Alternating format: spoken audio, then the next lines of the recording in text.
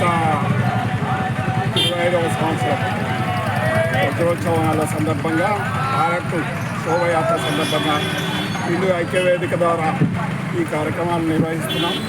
రేపు ఉదయం శోభయాత్రలో ప్రతి హిందూ బంధువులందరూ పాల్గొని ఈ యాత్రని వారి శోభయాత్రని దిగ్విజయం చేసుకొని స్వామివారి ఆశీస్సులు పొందారు. అలాగే మధ్యాహ్నం భిక్ష కార్యక్రమం ఉంది.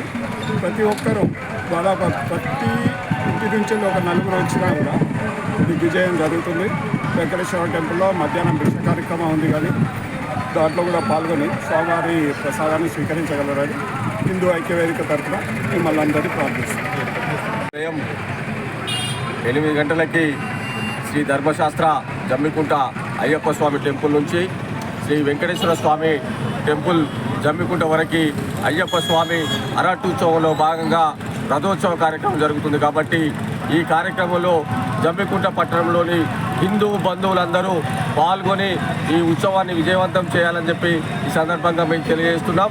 ఎందుకంటే ప్రతి సంవత్సరం రోజుకు హిందూ ఐక్యవేదిక ద్వారా జమ్మికుంటలో హిందువులకు సంబంధించిన ఏ కార్యక్రమం జరిగినా విజయవంతం చేయడానికి మేమంతా ఐక్యతగా ఉన్నామని చెప్పి జమ్మికుంటలోని హిందూ బంధువులందరూ ప్రతి ఇంటి నుంచి మాత అలాగే పెద్దలు అందరూ కలిసి ఈ కార్యక్రమంలో పాల్పంచుకొని విజయవంతం చేయాలని చెప్పి సందర్భంగా మీ అందరికీ పేరు పేరున విజ్ఞప్తి చేస్తున్నాం.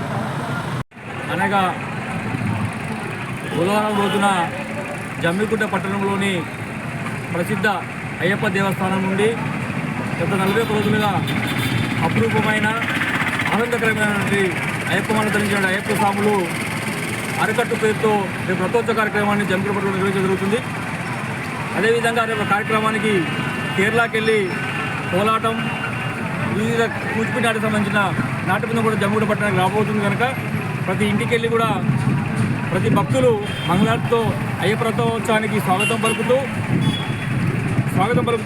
అందరం కలిసి వెంకటేశ్వర టెంపుల్ వారికి ప్రయోజనం ప్రయత్నిస్తామని చేయాలని చెప్తూ హిందూ ఐక్యవేదిక జమ్మికుంట నుంచి వెళ్ళి ప్రజలు కోరడం జరుగుతుంది.